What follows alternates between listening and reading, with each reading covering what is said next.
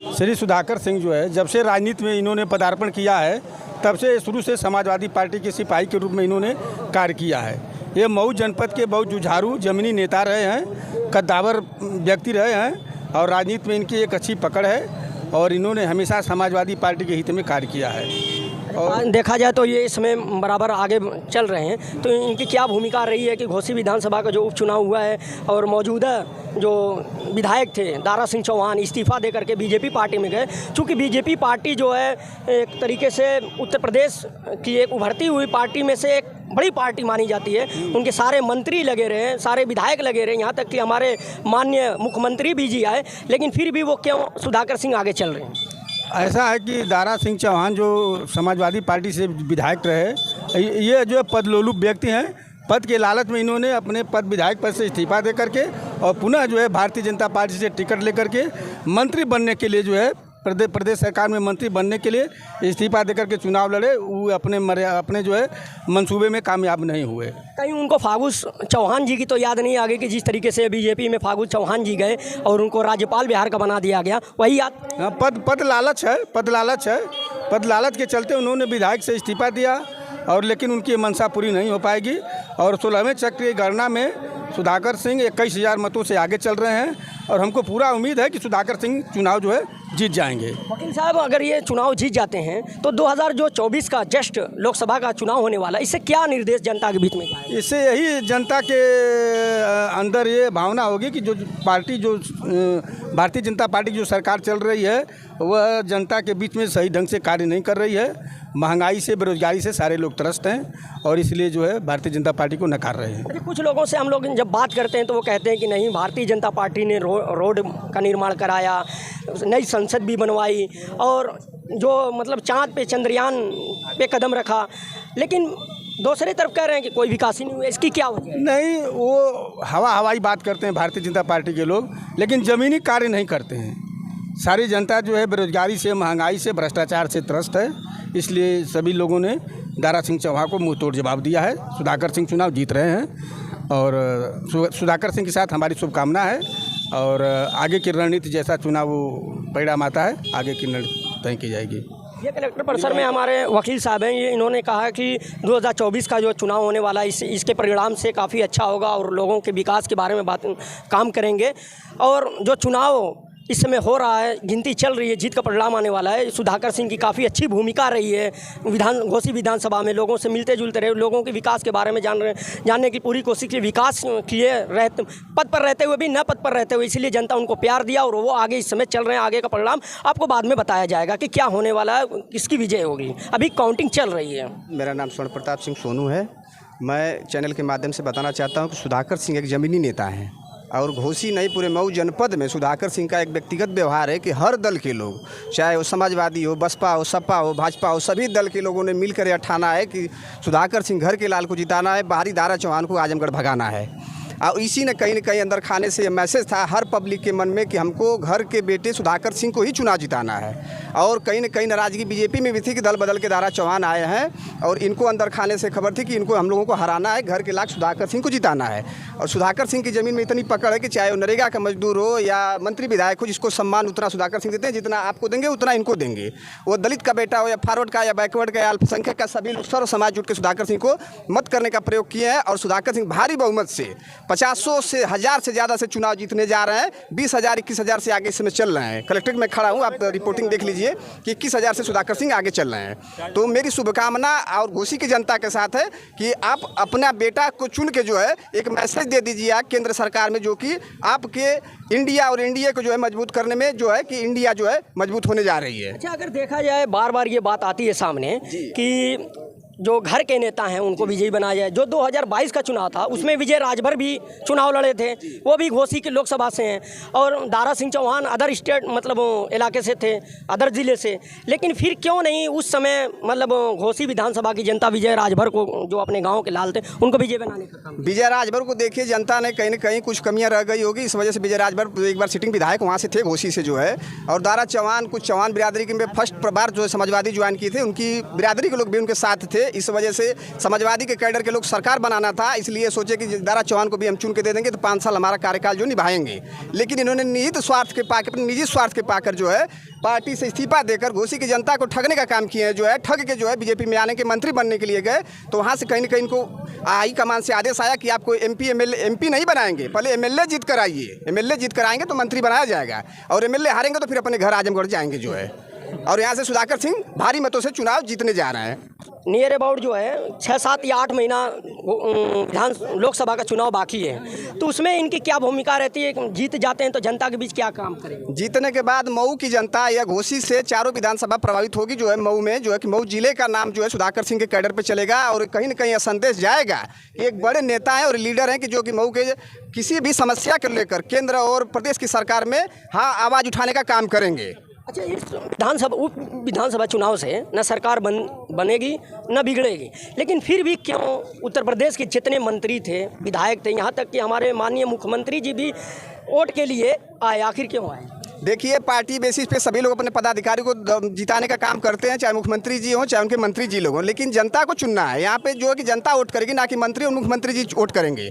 तो घोसी की जनता ने मन बना लिया है कि हमको अपने ही घर के लड़के को जिताना है, ना कि मंत्री जी के कहने पे, हाथ पकड़ लेने पे कि फलाना को वोट दे दिया, कि फलाना को वोट दे। जब मंत्री जी कह दिए कि इनके वोट दिया तो थोड़े दे दी। चांद पे गया जुमलाबाजी करने वाले ओम प्रकाश राजभर है, जो कि चांद उतर रहा है आसमान पे, तो कह रहे हैं चांद जमीन पे उतर रहा है। यही पार्टी के कैडर है। भाई साहब, यहाँ पे नौकरी मारने वालों को डंडा बरसाया जा रहा है, और जो कांवड़ में जा रहा है फूल बरसाया जा रहा है।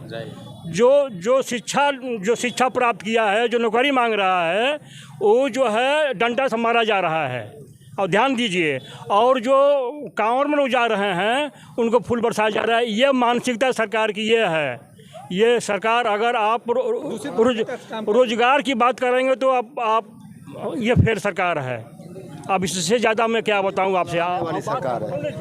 नहीं, वो तो कह रहे हैं कि नहीं, हम सबका साथ सबका विकास लेकर के चल रहे हैं, हम हिंदू मुस्लिम लड़ाने की बात नहीं कर रहे हैं, लेकिन आप केवल जनता को केवल लड़ाती है। आप क्या बोल रहे हैं? बीजेपी केवल जनता को आपस में लड़ाकर और अपने सुख लेती है, और जनता को हमेशा धोखा देती है, जनता को हमेशा परेशान करती है। नहीं, लेकिन वो तो बराबर यही कहते हैं कि हमने विकास किया, मतलब हिंदू मुस्लिम को साथ लेकर के। जनता पूरा देख रही है क्या विकास हो रहा है, सबको मालूम है कितना विकास हो रहा है। हिंदू मुस्लिम करते हैं, विकास की बात जब आती है इस चुनाव के बाद मंत्रियों और मुख्यमंत्री का पावर का पता चल जाएगा, अपने औकात का। यानी ये घोसी विधानसभा के चुनाव से जो आज के बारे में मालूम चलेगा।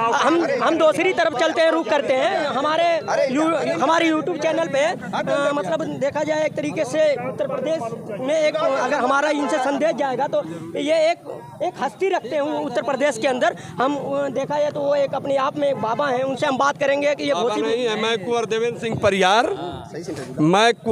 सिंह परियार, कर्णी सेना भारत का पूर्वांचल अध्यक्ष। जी, आप ये जो घोसी विधानसभा की काउंटिंग चल रही है उस पर आप क्या कहेंगे? घोसी विधानसभा की काउंटिंग पर क्या कहेंगे, वो दारा चौहान का कर्म था, उनको लेके गया है। वो तो बराबर कह रहे हैं कि नहीं, हम जनता के बीच में आए हैं, विकास मतलब करेंगे, लेकिन इस सरकार में जो हमको फंड नहीं पास हो रहा था, इसीलिए हम बीजेपी में गए कि बीजेपी में मंत्री बन जाएंगे तो फंड पास होगा, हम जनता के लिए कार्य करेंगे। इससे पहले वो मंत्री नहीं था जी, वो मधुबन सीट से मंत्री थे। तब फिर नहीं मिल रहा था। वो दलाल है। सुनिए, दारा चौहान एक दलाल है, और उसका सिस्टम नहीं बैठ पा रहा था। वो सोच रहा था कि मैं इधर उधर से बहुत डकैती किया हूँ, योगी जी कहीं हमको भी रगड़ने न लगे, इसीलिए भाजपा में भाग करके आए। यानी वो डर के मारे बीजेपी में गए। यस। अच्छा, ये जो घोसी विधानसभा का चुनाव हो जाता है तो आपका क्या संदेश रहेगा देखिए, विधानसभा से 2024 के लिए? मेरी बात सुनिए।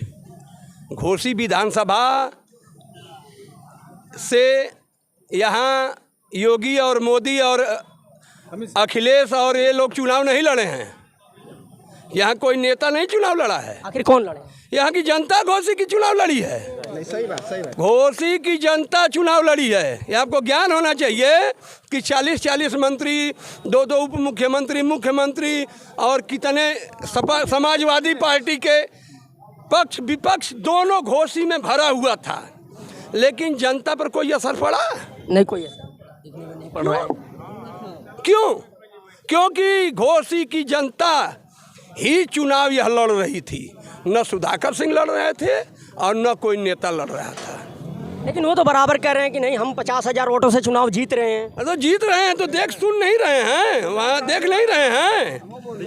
इस समय 35,000 वोट से सुधाकर सिंह जीत गए हैं और अभी कम से कम 20-25 हज़ार अधिक अभी पड़ने वाला है उनको। यानी वो 25,000 या 30,000 से करीब वो वोट 50,000 से जीतेंगे चुनाव। 50,000 वोट से करीब ये चुनाव जीतेंगे। उनके करड़ी सेना के अध्यक्ष जो हैं उनसे मतलब बात हुई, वो बता रहे हैं। लगातार हम लोगों से संपर्क कर हुए हैं। जी सबसे पहले हमारे यूट्यूब चैनल पर आपका बहुत बहुत स्वागत है। सर आपको बहुत बार हम देखे हैं और आपके बहुत बड़े फैन हैं। कहना बस यही शुक्रिया। आपके बहुत बड़े फैन हैं। आपके जो भी सब है उनको भी धन्यवाद करते हैं। चुनाव जो है यहाँ का हम नहीं और भी बहुत सारे नेता लोग का दिए 40 से 50 हज़ार चुनाव जीतेंगे। 30,000 का हमारा भी अनुमान था। जो रिजल्ट आपके सामने है और मीडिया सबसे ज़्यादा तो आप लोगों का सहयोग है कि जो गड़बड़ी नहीं हुई और उन सबका रिजल्ट आपके सामने है, इसलिए आपसे बहुत धन्यवाद। जी आप लोगों का भी बहुत बहुत धन्यवाद हमको बराबर अपडेट देने के लिए। अब हम तो दूसरी तरफ चलते हैं। ये कटिहारी के प्रधान जी हैं जो मतलब इस समय कलेक्ट्री परिसर में काउंटिंग चल रही है। मतलब वो काउंटिंग की देख रेख के लिए आए हैं कि कहीं गड़बड़ी ना हो, लेकिन वैसा कुछ भी नहीं हो रहा है। जो जनता के मन में आशंका थी कि गड़बड़ी हो जाएगी, दूसरी तरफ चुनाव जीत चली जाएगी, लेकिन ऐसा नहीं। काफ़ी शांति के साथ काउंटिंग हो रही है और लोग काउंटिंग का आनंद लेते हुए अपने प्रत्याशी की जो है निगाहें रखे हुए हैं। एक मिनट, हम ही खाली इतना ही पूछे मंगरू चाचा कहाँ हुआ, ये आप बताएंगे ना? हम आप बताएंगे ना? नहीं सर, मंगरू चाचा को हम ढूंढना, आप बताएंगे ना? अब वो कहाँ जाएंगे? अरे जब तक आप समाजवादी में वो थे तो आप अभी समाजवादी से वो निकल करके बीजेपी में गए, आप बताएंगे ना? तो जहुराबाद में है कि लखनऊ में है? ये आप बताएंगे। जहुराबाद में कि लखनऊ में है? हम दूसरी तरफ चलेंगे। ये जो थोड़ा